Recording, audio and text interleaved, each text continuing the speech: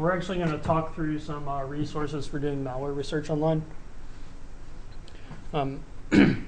So there won't be a whole bunch of like computer science type of stuff to cover with this one, but we will go into a number of attacks and how malware was employed in those attacks, so you have the kind of functionality context around them. So these are attacks that were discussed publicly, so some of them I'm familiar with, some of them I'm not personally. So here we go. So much of like malware impacts users that rely on the internet. Many of the communities doing malware have established online presences because, generally speaking, the whole, including a lot of the malware that we've analyzed, the whole goal of backdooring people's systems and putting together remote access tools and doing information theft is that I can exploit the presence and the kind of communal or functional need, the public need for the internet. I can exploit that reliance to reach across the public internet and try and steal data out of your system or attack your system or so on and so forth from like the comfort of my own home or comfort of a home base or something like that, right? Because of that, a lot of communities have popped up that do malware and cybersecurity research, and they publish a lot of their findings online. So I'm going to go through a number of resources that exist online. I'm going to take time to dive a little bit deeper into what they have to offer. Sometimes you can get narratives describing attacks. In other cases, you get documentation and reports, discussing like specific families of malware and stuff like that. In addition, you can actually retrieve real malware artifacts as well. So, some of the methods for doing that are the ways that I use to get a lot of the malware for this class. So a lot of those are all the malware samples I use for class are stuff that you can get for free online without having to have any special privileges or permissions. So one of the good resources that I like online used to not be that user-friendly. They've actually improved that a bit. But it's the APT notes repository that's posted on GitHub. So it's a structured index of a large number of cyber intelligence reports. So basically the stuff people, the curators of this museum, so to speak, have been collecting going back to 2008. So they actually have some people who reached back there. I think it started a few years ago, but they reached all the way back to 2008 for a lot of the public reporting. It's been archived in this author's box.com account. The author who made that account and hosts all those papers also created this this GitHub repository here, and I will actually. It's funny it doesn't go to the same. Yeah, so I'm actually going to bring this up. So actually created a number of tools that are useful for kind of navigating all of this. So I actually used this to download all the reports in here, and once downloaded was actually able to do some kind of data analysis on them and everything. I won't dive into all that today, but what's neat is that because this person made these tools available that you see right here in their GitHub, some other enterprising individual decided to put together this thing, which is called Threat Miner. They have a large number of like public current event reporting that is being fed into their database, but they also found that it's a real common use case. It's very popular for people who are trying to research, like, say, this domain name. We can actually maybe, let's see what happens if I bring it up, right? If I look at this domain name, I can actually find out what reports it came from. So they keep like a nice database of all the reports and everything. So then, if I want to, I can actually, this is the key like killer app that these guys kind of implemented was, oh, let me see. I think I need to actually do this, right? Oh, there we go. It actually lists all of the stuff here, and then this one is a link that allows me to open the page. So if it lists, so not just this domain name here, ebizcenters.com, then if I click on that, I can find out what other kind of indicators, what other details were documented in this report. You can see there's a huge amount of information that's documented in there. But then, what I can do if I really want to, is I can open up the report. So it's kind of like a quick way for me to jump ahead into it. And so there it goes. It's popping it up. What I'm going to do, because, well, this actually came up pretty well on the screen. So maybe I'll just zip through here. So it allows you to go and look through. They have like a bunch of appendices. So I don't know how much of the actual documentation is in here. Someone might have just published the appendix for this one, which is fine. We can actually go. Sometimes you don't get a lot of information. Sometimes you get a lot of information. So the other thing I can do is I can actually go here. And so this is from a your research point of view, from like a stuff that stuff that would probably be a way to help you educate yourselves. Is you can dive into any of these attacks that occurred. So like I can go back to 2016 if I want to, and then I can see that there's all these attacks that were documented. So for instance, this one is a report that was published. It looks like it was published both in Japanese and English by Palo Alto Networks, or yeah. It talks about this malware family they call Aveo. Aveo, I don't know how to pronounce it.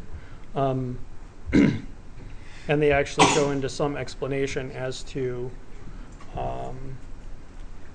where the name for it came from and how that kind of ties back to the malware that was constructed. So, like we were looking through that tiny encryption algorithm in the last class. There were some notable characteristics in there that we were able to pick out. Those were like binary level characteristics.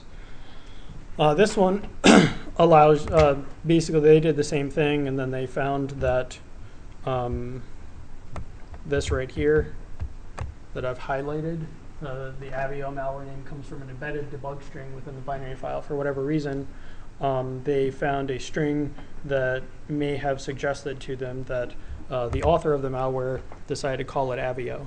And so that helps because, as we know, just like any normal software project, malware projects are kind of living source code,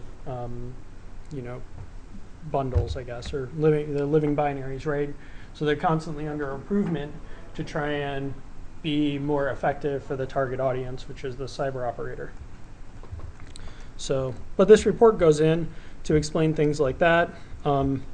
Shows a Microsoft Excel document that they use, explains that that it disguises itself as an Excel document, and how does it do that?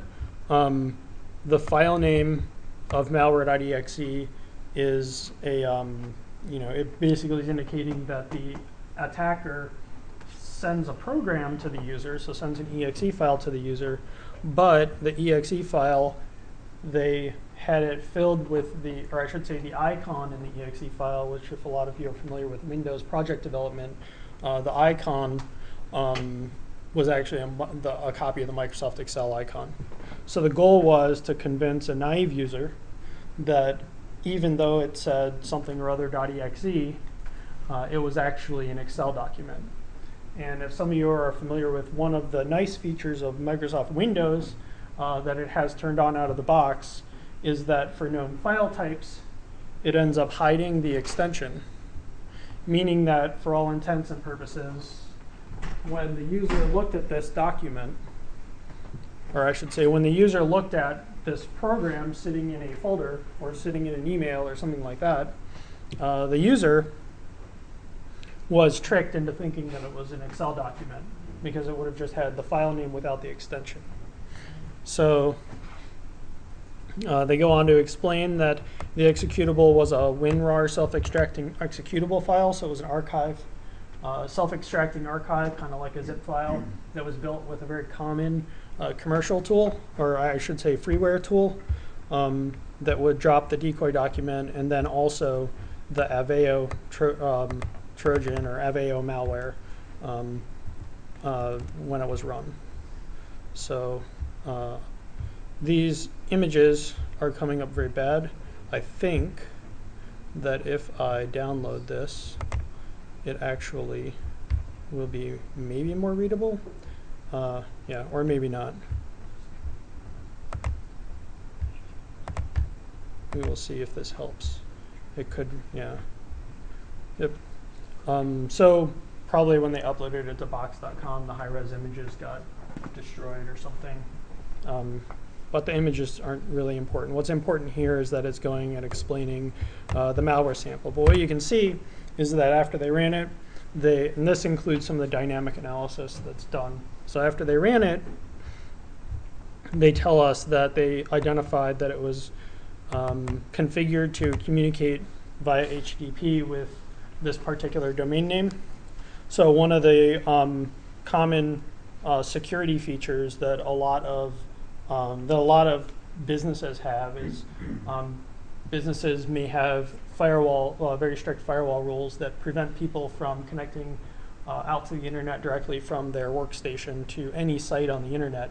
And they usually force people to use a proxy, which is basically a server that you have to ask to request any internet hosted content on your behalf for you.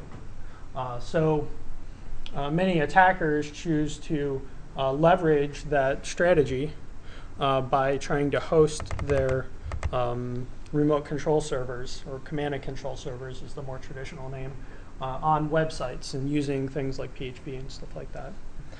So that's kind of what they do here. They try and connect over that HTTP protocol to make it look like their remote control is very, looks like user page requests, things like that. So then they also went in to do some analysis on the domain name. Who's familiar with the Whois protocol? Everyone familiar with that? Like large registry for all domain names are registered through a number of global authorities, and those authorities have to publish contact information of some sort that traces back to the user. So in this case, the attacker had this email address that they registered the domain with, and then the authors of this paper found out that because I think this was posted in 2016, if you remember, so over about a year's time, the IP address that domain name was pointing to actually hopped between 3 different servers. So they moved the server a number of times while keeping the same domain name. Then they go and find out that this email address and that registrant name, they put that in the name field, allowed them to identify a number of other domain names and then other email addresses that were associated with that information. So for instance, I would conclude from this that they found a number of domains that were registered with this name, or this key, basically a keyboard smash, in the name field, but then had different email addresses than that, the Ondo or whatever, Jack Ondo, that was listed above. So they were able to use kind of 2 pieces of information to find these other domains. So what they go through to explain is that, so getting back to the original fake document, the fake Excel file, when the user opens it, or when the user double clicks it, a number of files dropped onto the file system, and the following execution flow was witnessed. So this explains in a lot of the behavioral sequence what occurred. So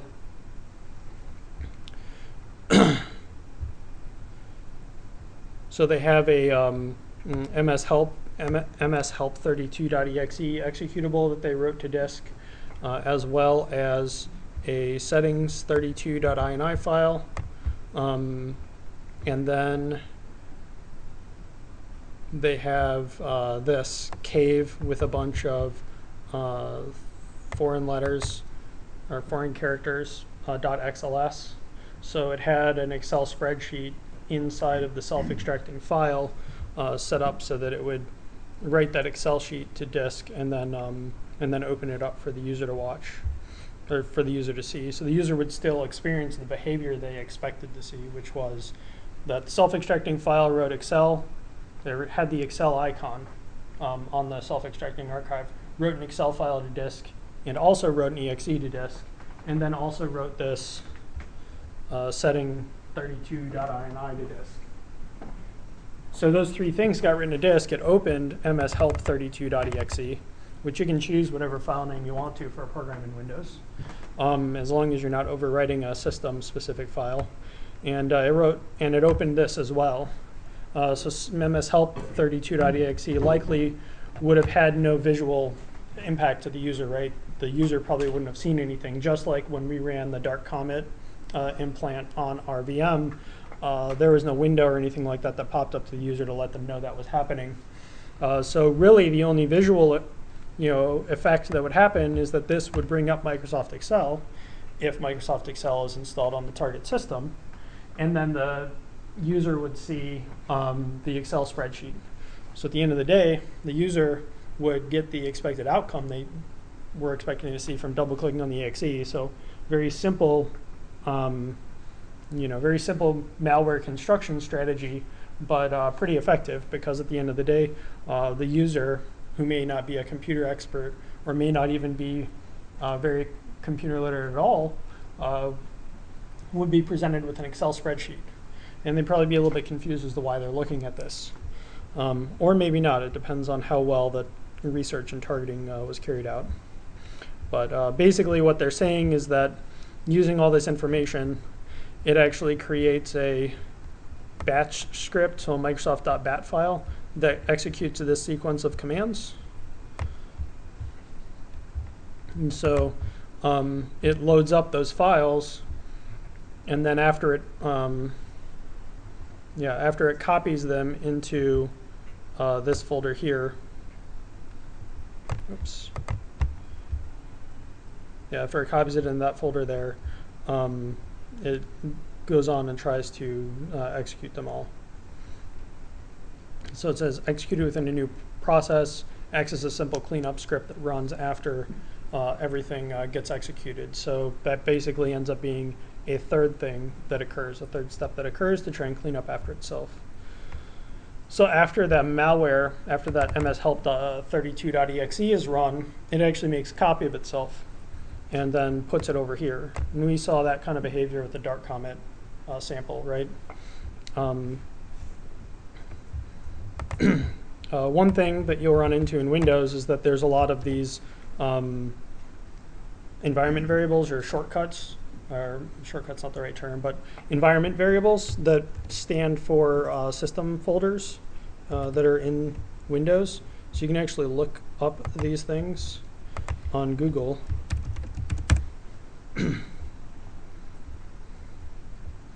And I'm just going to go to this, right? So this thing goes and tells us what those directories stand for. So for instance, this one has it here. But what you can do if you're running the VM is that you can actually, echo something like this, right? And it'll actually tell you where that directory is on your system. So what they're telling us is that when this malware runs, it actually does that lookup itself. It tries to find out what the what that environment variable is set on the target system, and then it tries to create a new folder for that. That way, it also kind of buries itself in a common location that a lot of other programs typically dump a bunch of random data that looks like it's system specific. So in this case, it's trying to pretend to be, I believe this is trying to be one of MMC is an abbreviation for one of the management consoles in Windows. So the idea here is it would trick not just the user, but possibly a curious administrator as well into concealing itself, or I should say concealing where it got installed. So they go on to say after it installs itself, it executes this copy in a new process. That signal argument actually provides that batch script we looked for earlier with the path of the original executable so that it can clean up after itself. And this way, browser variations and then local system configuration variations can be taken into consideration when it's trying to clean up after itself and basically leave the system in more of a consistent state with what it looks like to the user at least, and to maybe some curious sysadmins prior to the attack. So afterwards, so they did a bunch of malware analysis. This is not information that's necessarily apparent without some effort. They did some malware analysis, and they found out that after the installation routine completes, it will actually exfiltrate, or basically send to the remote side. That's just a fancy word for saying send out the following victim information to a remote server via HTTP. And so it has a unique victim hash, which is going to be some value that's supposed to be used to ID different victims. The IP address that the user's computer thinks that it is.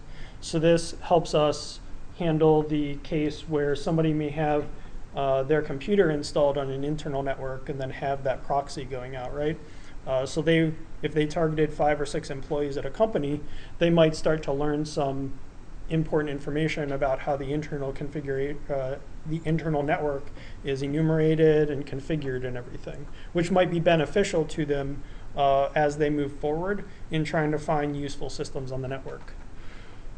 So like a great example is so a lot of you have been using VirtualBox to just set up some of your VMs. If you've used the DHCP stuff in VirtualBox, I believe you can have like 192.168.56, and then you have 254 IPs or 253 IPs to work with within that set or within that space.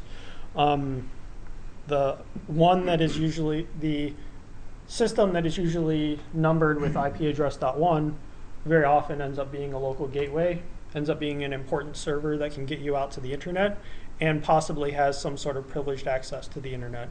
Also, a lot of times you might find that all the client IPs are numbered starting at number 100.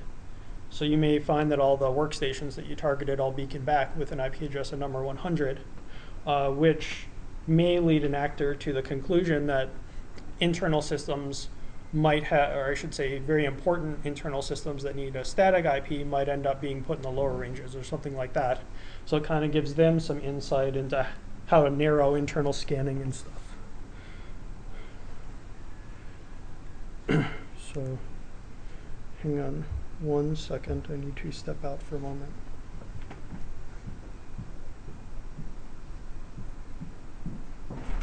Hello?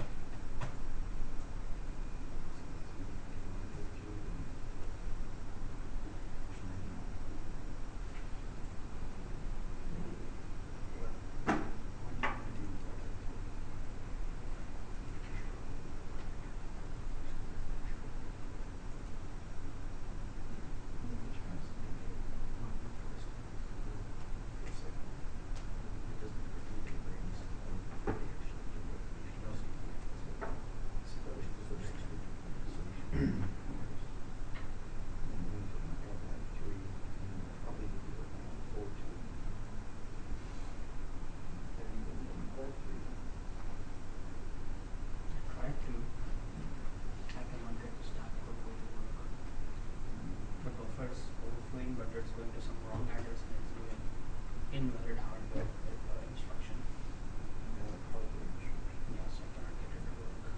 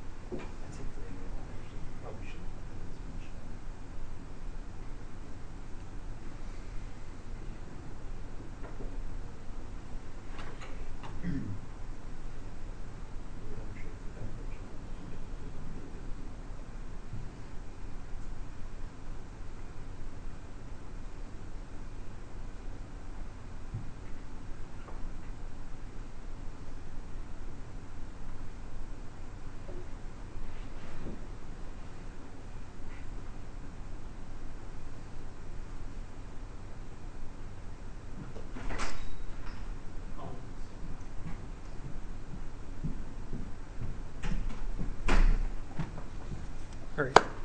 So where I was, yeah, so it's basically pulling all this information. I was kind of going into details about the IP address and why that information might be valuable for the attacker. Windows version can give you insight, just like this was part of the reason why I used that whole try and build an attack based upon what you were doing, right? Is that if they can get information about Windows versions, maybe they can come up with an idea of more effective attacks against the systems in the future. Possibly even if they get access to one of them, they can figure out how to launch maybe direct attacks on some of the machines inside the network. Username, which is always very useful because people like to use the same username all over the place. And also it can give you some insight as to maybe what the internal user naming convention is. Like some places may use numbers instead of alphanumerics, and some places may have a specific number combination and things like that.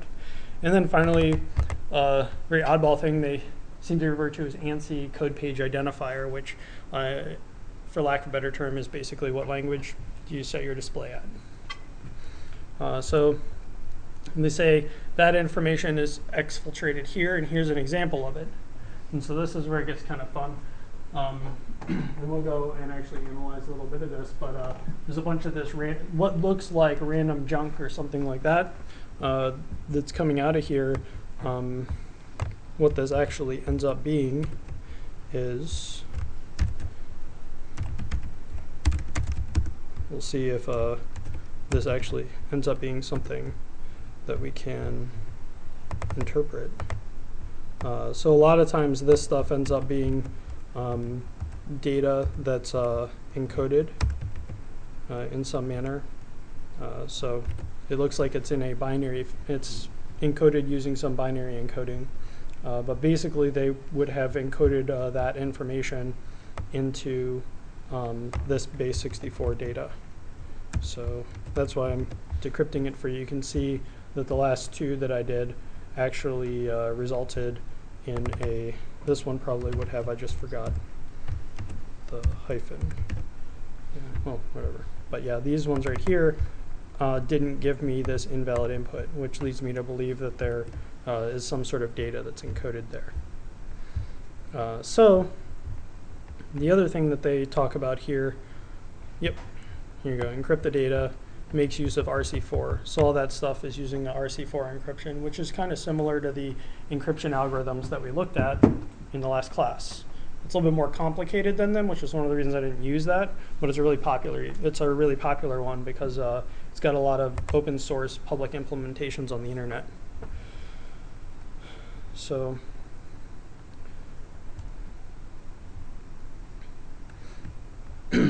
so the other thing that's neat is they go in here and they talk about how there was another malware tool, and I believe this one's actually talked about in the beginning of the article, called former first rat.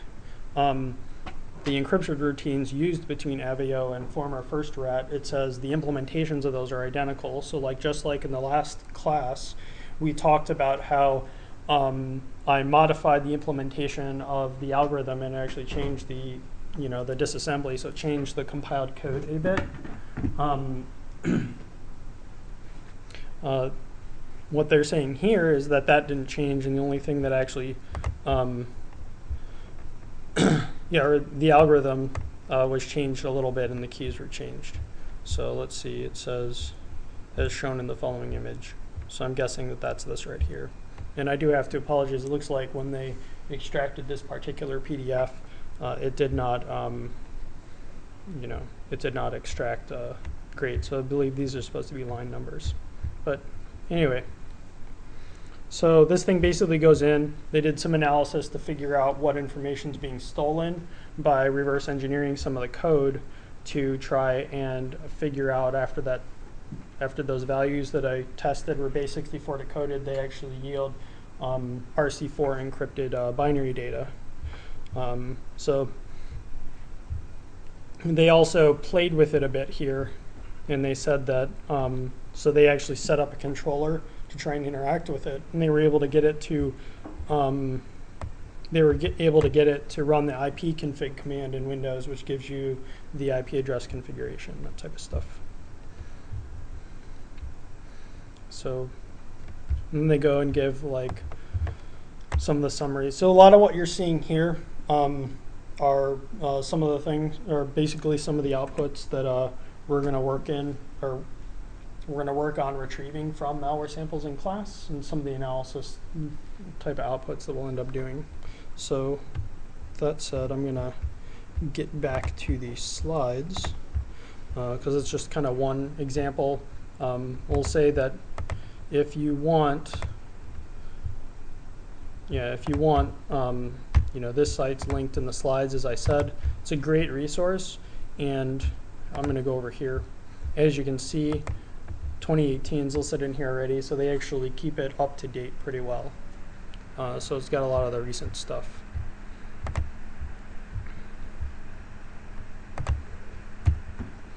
So the next one that I'll talk to you about is a group that someone calls Oil Rig. I think this company, I have them linked here, is called Clear Sky Sec.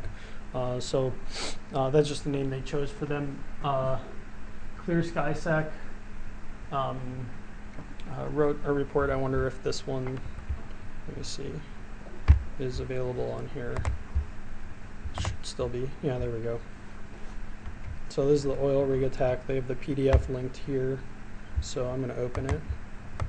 So they actually downloaded the PDF that was like up there, and they talk about a fake VPN web portal. So the goal of this was to try and email a bunch of victims. They selected people who were living in these countries, and then try and convince them that they're a maybe user of a system that they share or something like that. And they're having trouble with it. They can't figure out why. They can't get it to work, or they can't get access or something like that.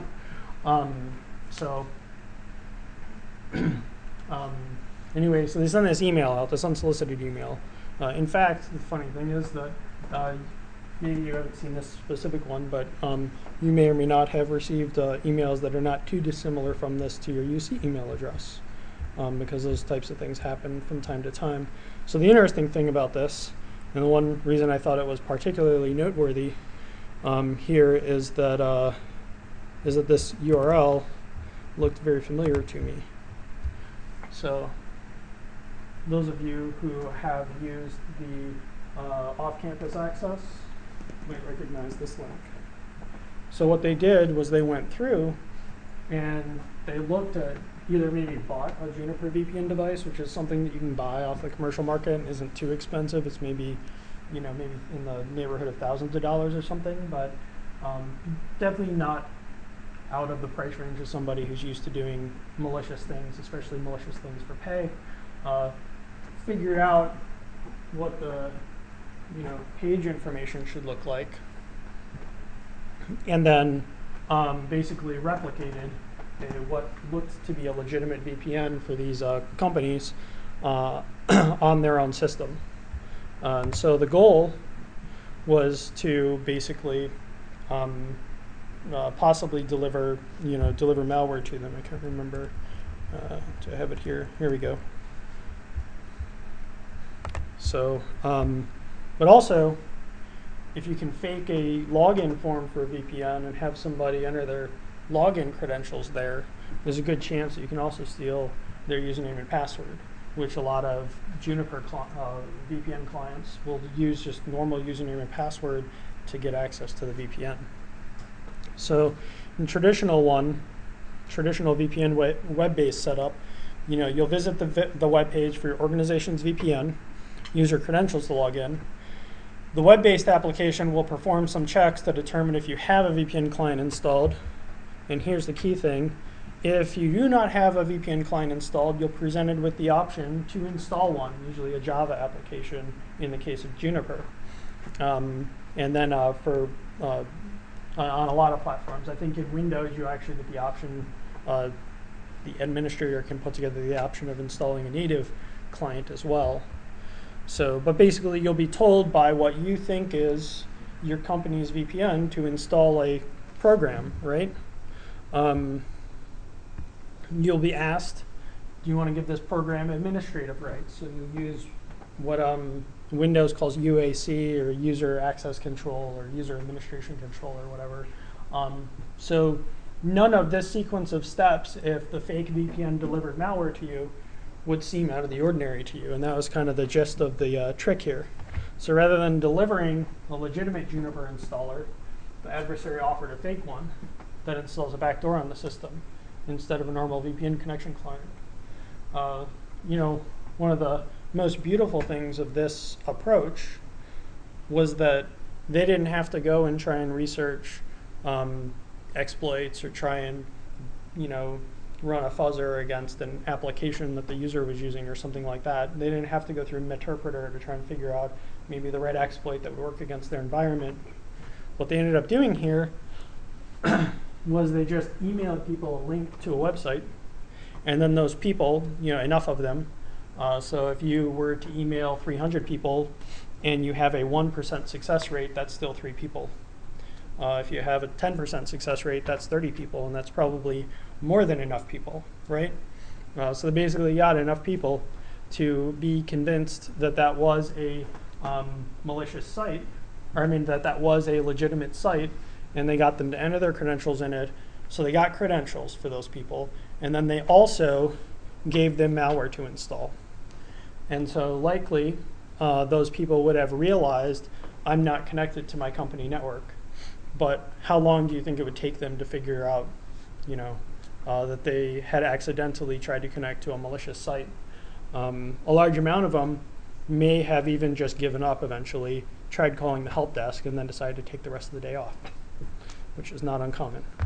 Which meant that the attacker was left with the VPN credentials for that user, and also remote access to that user's computer to go and use both accesses to pivot out and figure out, gather information that they want to gather, and even start messing around in the company's network. So very creative and very low sophistication, which is really cool. And that's a key thing to take in mind here, is that sometimes some of the more successful attacks, or even the more kind of crazy attacks, can have a very low sophistication level. And that's something that's always worth keeping in mind. So this type of thing too, if I would recommend that if any of you do get into kind of like a security role or something like that at your company, see if they already do a kind of phishing awareness program that involves some amount of user testing. It's a very popular thing for people to do, which is to have basically have maybe a team within your company or pay a third-party service to send, I would say, fake phishing or whatever to all your employees. Basically, emails that are intended to look and behave like phish, but actually don't deliver a real attack.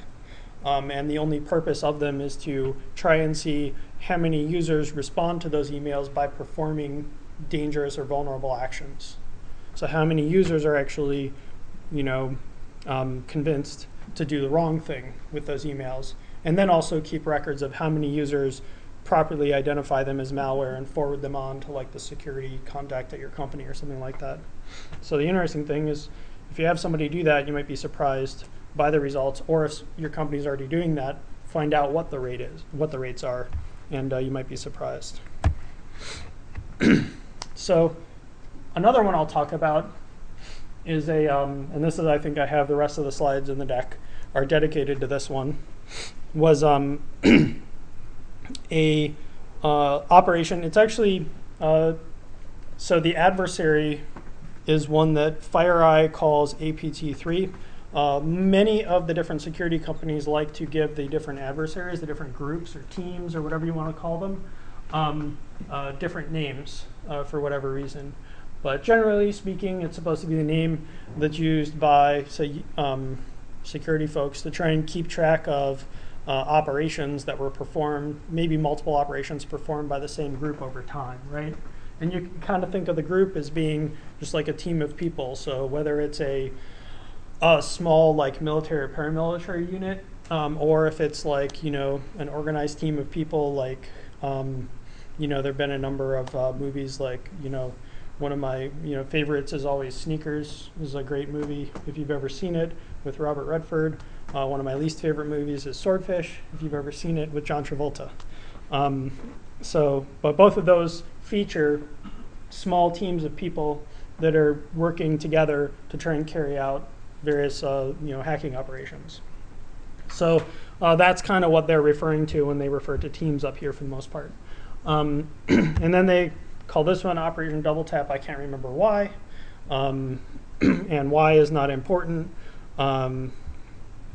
But basically, they are alleged to have been sending a large amount of phishing attacks. Their activity is alleged to go all the way back to 2008 or 2007 or something like that. So they've been around for quite a while. For a long time, the group had been maybe associated with a lot of phishing attacks that were simulating either company-related material or newsworthy material. So trying to pretend that they were somebody who maybe had you in their contact list, and they were sending, oh, hey, did you see the following news article that was published? Here's a link to it, and then the link,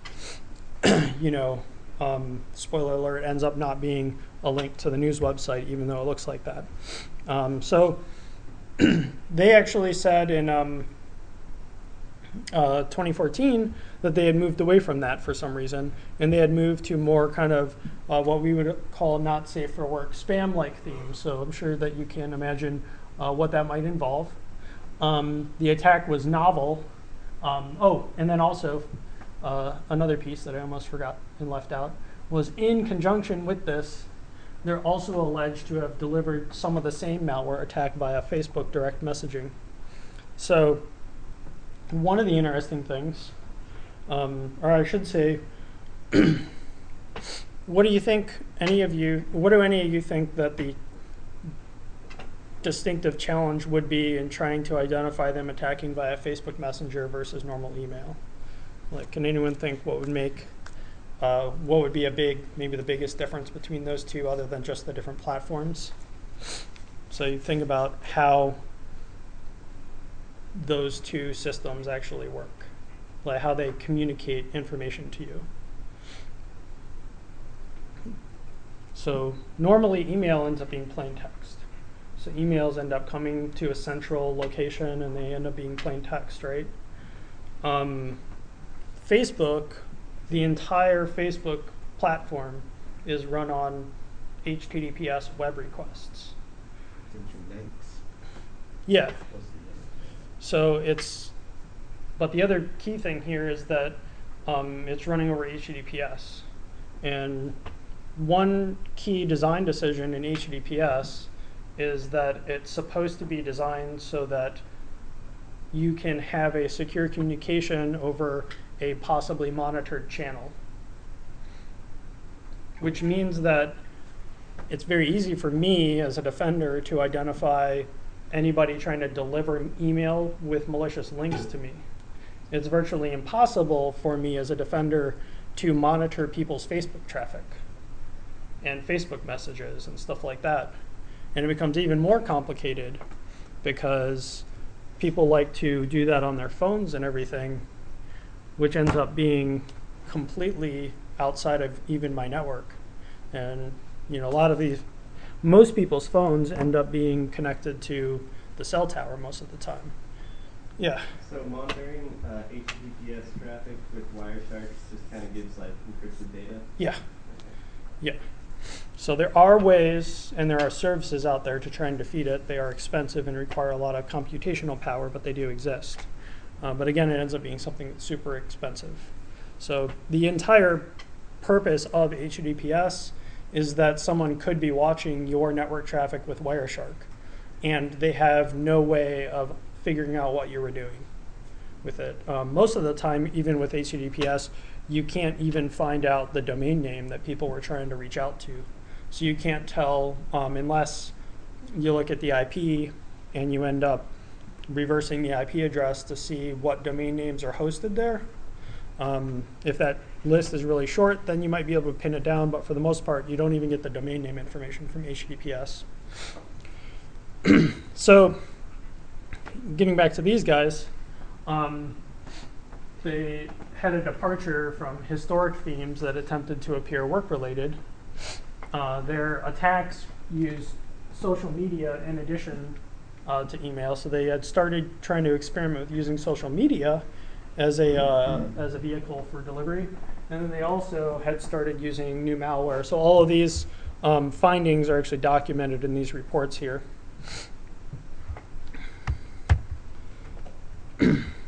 So, and then we'll actually break down the steps of the attack, kind of similar to what we did with the other documents. I'm not going to bring this report up, but if you are using your computer or whatever, do feel free to bring up the PDF from the links in the slides. All those things are super informative. And I will say that if anyone does find that any of these links ever go dead during class, just feel free to email me, and I should be able to track down the original document and just like upload it.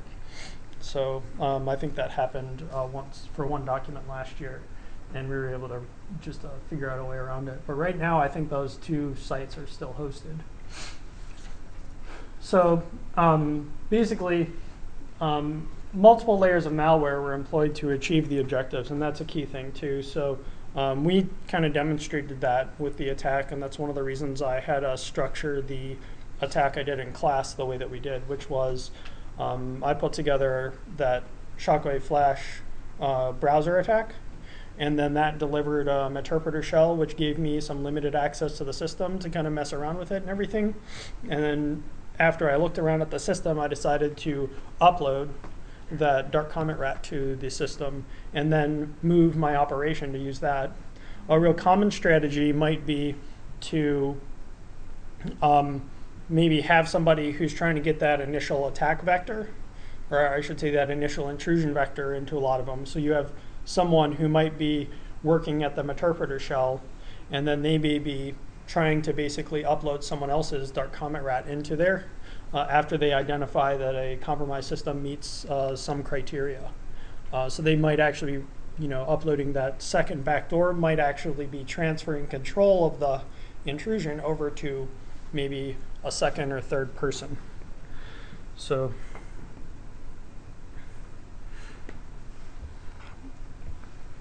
what they did here was the Spear-Phishing Mail, and let me just double check here. Yeah, the Spear-Phishing Mail or the or the Facebook message basically has a link to sign up for entertainment service.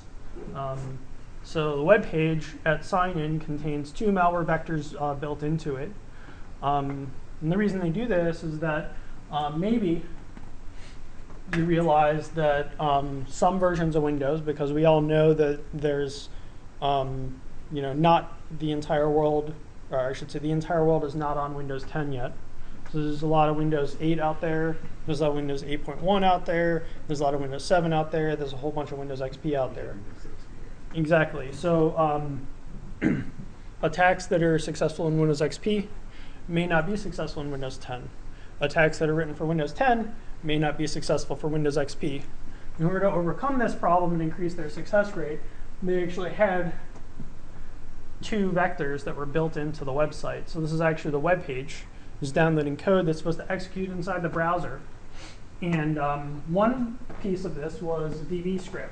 So on a Microsoft Windows system, if you're using the browser there, you can actually run what's called VBScript, you can run C script, and you can run JavaScript. There's an interpreter for all of these things. So we just had some very simple code that we're trying to download and install this, or I download and run this exe on the system, which might cause the user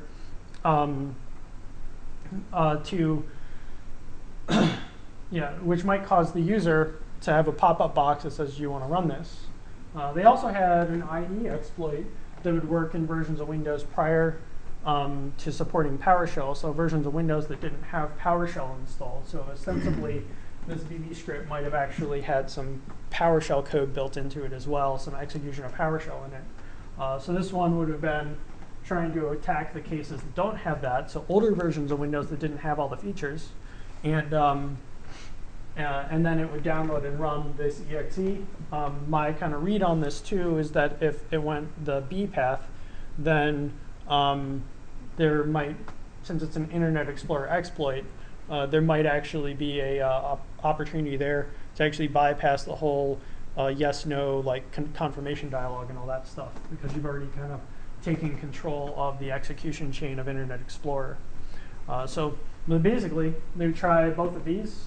The one thing we know about JavaScript or VB script on Windows is that you can also identify what version of Windows it's running on, which gave them the ability to use a switch statement to choose which path they were going to do so that you don't accidentally deliver the noisy one to the computers that are vulnerable to the quiet attack. So once that was done, install.exe writes a program called doc.exe and then another one called test.exe to disk. So install.exe itself is a program that has two other programs built into it, right? And it has code to extract and write those to disk and then run them. So, or, it looks like what it did was it ran doc.exe. And the idea with doc.exe was that it wanted to escalate privileges, and then doc.exe would execute test.exe. So the goal here was that install.exe needs to have test.exe run as an administrator, but it doesn't want to warn the user that it's trying to run something as an administrator. So what they did was they found some exploit code that works on a number of Windows systems. They put that code inside of doc.exe. So doc.exe actually doesn't have much functionality to it at all. It doesn't have any network code or anything like that. The only thing that it does is it tries to achieve this objective, the escalate privilege. It's a very small program that does a very defined function. And then that meant that test.exe could have all the remote access code in it, but would never have any of the privilege escalating or privilege requesting code in it. So they were able to actually divide the functionality between two programs, which itself might make each of them individually look less suspicious. Because if you have all that functionality in one bundle, then it's a lot easier to identify that one bundle as being suspicious. So what they found when they were analyzing this is the test.exe program, and again, doc runs test. So test.exe was a copy of the tool that they describe as myrat. And the reason they called it myrat was that they found that to be a string that was left in there. So if you've ever compiled with Visual Studio and you use the debugging mode of Visual Studio, one feature that Visual Studio has is that when you're running your program, if it crashes, your debugger can actually find out the line of source code that's associated with whatever position in the assembly language that the program crashed. And the way it does that is actually having references to the full path and file name on your own system, on your development system, where those source code files are located. So what happened was they left the debug symbols in this file, in this program, and they found that the project was named myrat inside of those directory paths. And so following the execution, test.exe performs the following steps, which is check the current user's permissions. So this is validating. So it actually had a validation step in there to make sure that doc.exe did its defined job. So it had one job, and it did it. Creates a scheduled task. So if some of you are familiar with Unix, that's like a cron job. Windows, they have a separate tool called Task Scheduler. And it's something you can search for in Windows if you haven't used it before. But if you've done any Windows system administration, chances are that you have done it. So they used that tool to basically execute test.exe on login. So whenever a user logged in, it would run test.exe. And then it also, constructs a command and control channel with the server, which is a fancy way of saying that it opens up a connection to a remote server, and then it waits for commands to come from that server, similar to what Meterpreter did. And it waits for that to occur so that an operator that's sitting on the other end can go through your system and figure out what they want to steal and then take whatever they want. So upon behavioral analysis, this kind of gets back into our taxonomy talk. It's determined to be a backdoor. Further analysis documented in the report demonstrated it has the following hard-coded behavior. So in addition to us identifying as a backdoor, we were able to extract some notable behaviors from this. So reads, writes, and executes the files notepad.exe, notepad1.exe, new notepad.exe, notepad2.exe, note.exe in a Windows temporary files folder. So this is interesting because you'd think that, and this is a good finding to get after you do the malware analysis, because you know, kind of getting back to the I want to conceal what I'm doing type of thing, this program that's a backdoor has facilities in it to achieve similar objective to what we did with the Meterpreter tool, which is to load other programs onto the system and then execute them, in addition to navigating around the system and finding interesting things. So in this case, it can read, write, and execute notepad.exe. So reading notepad.exe and executing notepad.exe, those might be common features that you see in a lot of legitimate programs. But writing notepad.exe and also reading and executing it may not necessarily be very, specifically the writing piece. Overwriting notepad.exe might not be a behavior that you ever see. And then all three of those in tandem also would be unlikely behaviors that would be legitimate. Same with Notepad 1, new Notepad, Notepad 2, so you actually have kind of additional behavioral notes to make here as well. So any program in the future that you see that may be trying to mess with like all four of those files, trying to have permission to write all four of those files, itself might be borrowing code from this tool, for instance. And so this kind of gets back to kind of doing that code analysis. You can extract functionality that somebody thought was very useful at a point in time, and that functionality very likely may be borrowed into other tools if they're kind of managed in a similar sort of code sharing open source way. So I'll apply some of like the taxonomy language to this based upon the contents of the reports and the summaries I gave in the slides. So familial malware samples were identified as project name MyRat and mshell. So each of those two were different things, and I don't think that I actually covered the mshell stuff. So there's actually another malware family that's described in the report that's called mshell. It appears likely both of those are written by the same author or team of authors. So when they were looking through it, I believe the file paths. So I told you that the source code references were left in the file so that if they were running a Windows debugger on the author's system, then the author, or I should say the author's Visual Studio instance, would be able to find the source files so that it could tell it where the program crashed. So in this case, they looked at it and found that the organization of those Visual Studio projects had some similarity. For instance, they might have both been at the same drive letter and subfolder. Also, we know that because they are kind of malware families that we're defining, or that are being defined, there's likely different versions of them as people decided to modify the code over time. So that kind of gives you the insight on how to group these things from like a family point of view. Functional is that the attack uses some Trojan components. So this is where we kind of get to the taxonomy and everything. So the attack included some Trojan components. The initial website's a good example of that. The install.exe, so install.exe is trying to pretend to be something that it is not. There's a backdoor called test.exe. I'll say that they might have chosen the name test.exe because that's actually not an uncommon tool name to have running on a Windows system in an engineering environment. So if you've ever installed the Cygwin toolset or any sort of Unix compatibility layer in Windows, chances are there is a test program in there that runs very often for a lot of the scripting languages. So That might be why they chose it. Additionally, if you're in a software engineering area, test.exe is very commonly an initial project name for a bunch of random code.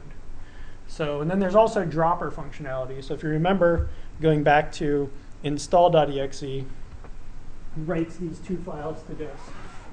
So functionally, I can categorize, or I can classify this install.exe as a dropper. So, and then I can categorize test.exe as a backdoor. And then I could have another classification for doc.exe, which I have here. I could give it a classification as well from the taxonomy. But then behaviorally, I can have install.exe exhibits the behavior of writing files named doc.exe and test.exe to disk.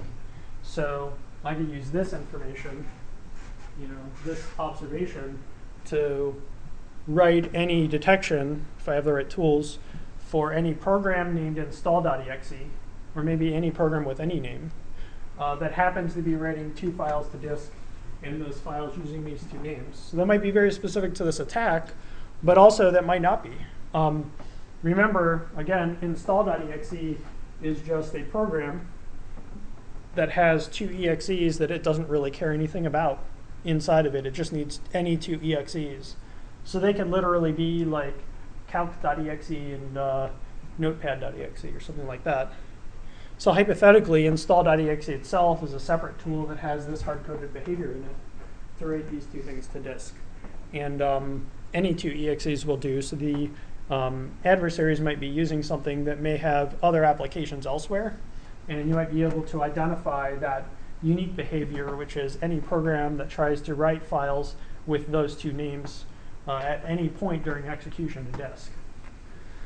So the file doc.exe, and I didn't get quite into this, but the file doc.exe actually leveraged this vulnerability. So it has an exploit that's designed to take advantage of that vulnerability, and you can look that up online to escalate privileges. So to move from whoever the privileges of a normal operating user to an administrative level user on the system. So, so this other tool has that behavior. And then finally, the test.exe program exhibits the behaviors of reading, writing, and executing files within a Windows temporary folder. And I had mentioned earlier, right here, I gave a list of files, right? This is a very broad description of that behavior right here. So this is any files, just basically reading, writing, and executing any files into a Windows temporary folder. I could further narrow that behavioral description down to reading, writing, and executing files within a Windows temporary folder that have the word notepad in their name. Or I could even say reading, writing, and executing files within the Windows temporary files folder that specifically match these 5 file names. So this is kind of where the behavioral classification comes into perspective. And so the reason I'm kind of highlighting these things is these are all, say, multiple different categories that this attack fits into, or that components within this attack fit into.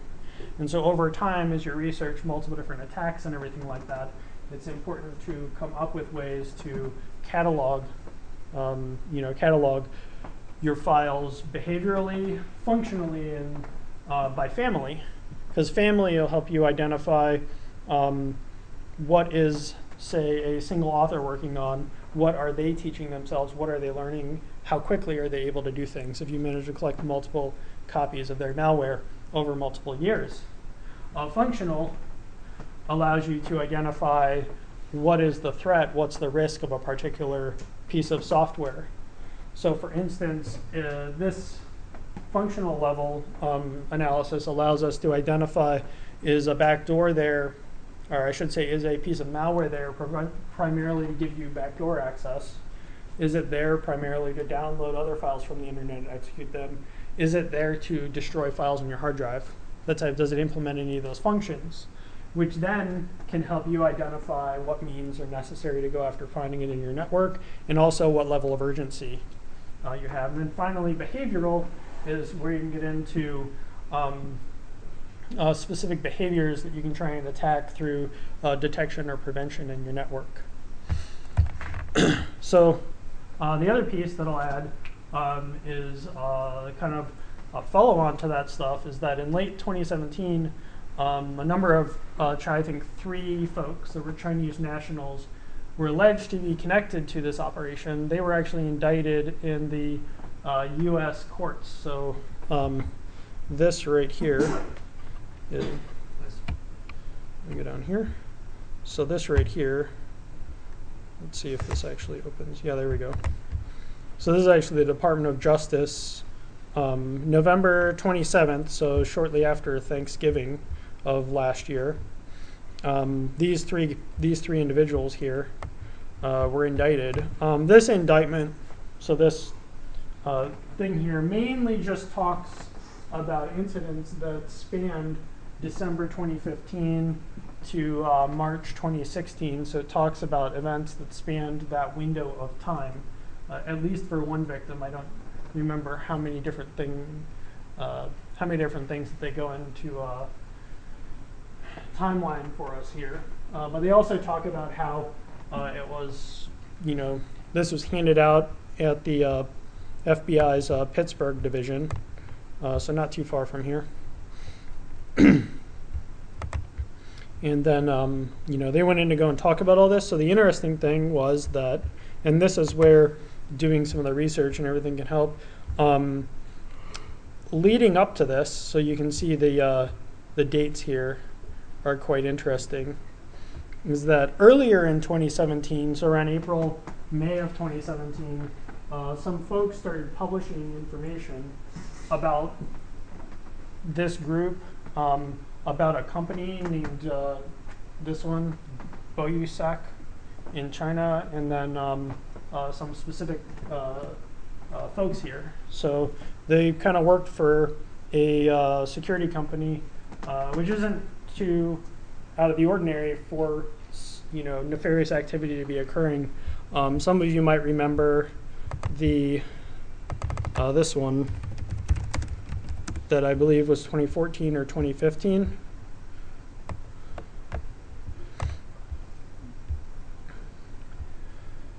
So these guys got intruded upon, and then it was found that a lot of their services were actually used around the world for maybe not so not so great reasons.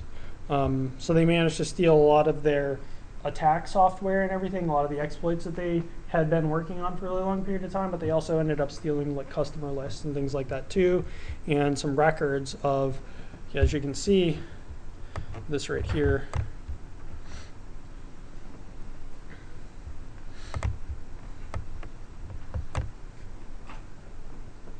So basically, he got all of the company's users' passwords and extracted them after moving in there.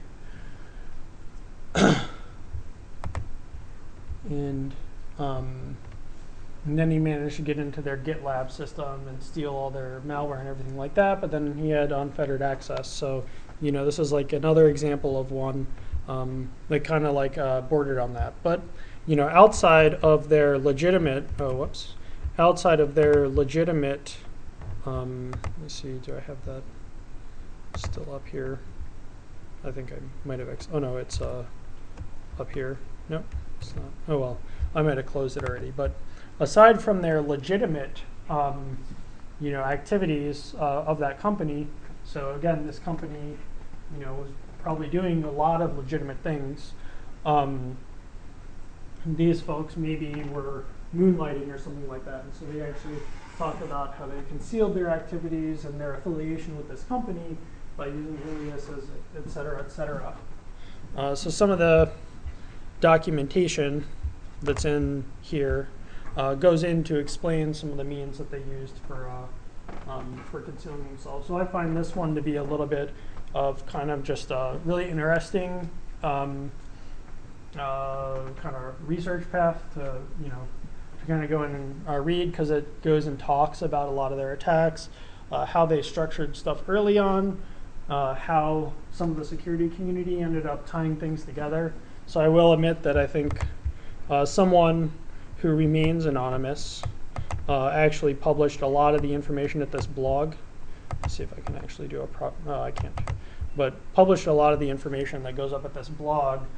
They end up tying back in the public reporting about them too, so they end up doing some of the citation work as well to try and connect their findings. So thought it was interesting because you can kind of go back.